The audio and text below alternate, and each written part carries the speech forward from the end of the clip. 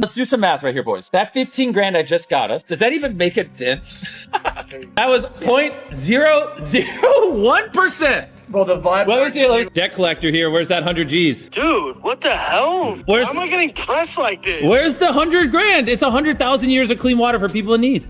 MrBeast is getting attacked for Team Water that is trying to raise $40 million. Good thing, right? No, he just did it for the click. Million people all around the world clean water. MrBeast is caught in a major controversy, and this time, it's not about his latest challenge or giveaway. Right now, he's under heavy fire after launching what was supposed to be a life-changing project, a massive global water campaign aiming to raise a staggering $40 million to bring clean water to over 2 million people around the world, from Bangladesh to Malawi, even reaching underprivileged communities in the US. At first, it sounded like another inspiring MrBeast mission, something truly powerful and positive. But it didn't take long before the cracks began to show. Reports started spreading that this so-called charity might not be as genuine as it seems.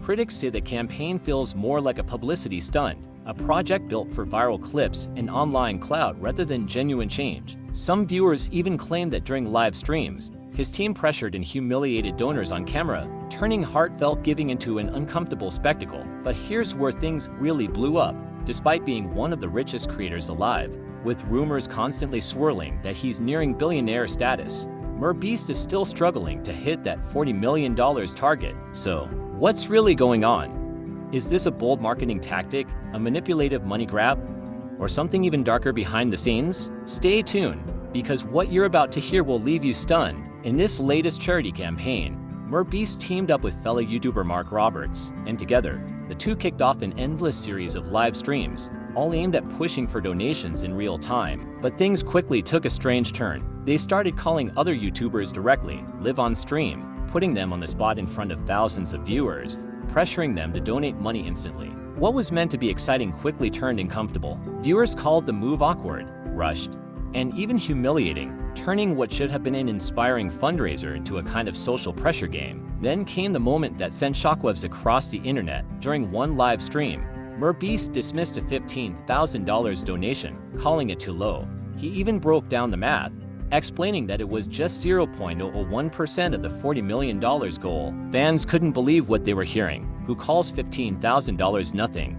Live in front of millions of people. Sure, compared to $40 million, it might seem small. But the way he said it, the tone, the attitude, came off as cold and dismissive, almost like he was mocking the donor. Imagine donating $15,000, only to be told on stream that it barely matters. That moment hit people hard, and online backlash started pouring in fast. But the drama didn't stop there. MrBeast then pulled Karina Koff into the spotlight. In the middle of the stream, he brought up an old clip where Karina supposedly said she had $14 million in one account, and he hinted that she should be donating a lot more. The internet immediately exploded.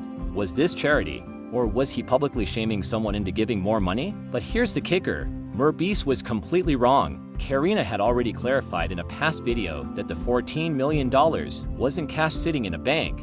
It was tied up in investments and long-term assets, not money she could just wire over in a heartbeat. So when MrBeast used that clip as ammo, it felt like a cheap shot, twisting her words and embarrassing her for no reason. And then, in a moment that made things even worse, he called Karina live on stream, asking her directly how much she'd donate. She calmly said $20,000, a perfectly generous amount, but the damage was already done, because moments earlier, he told millions of people she had $14 million just sitting there. That made her $20,000 contribution look small, when in reality, it wasn't small at all. Viewers saw it as unfair, invasive, and manipulative. Many even called it public donation shaming. Critics didn't hold back. They began pointing out the hypocrisy. When Ryan Trahan ran his own charity drive for St. Jude's Hospital, MrBeast only donated $50,000. But now, in his own fundraiser, he's calling other creators live, pushing them to drop $100,000 or more, and doing it all while millions of fans watch. Too many. That double standard spoke volumes. People also noticed a sharp difference in tone between the two creators. Ryan Trahan made every donor feel appreciated.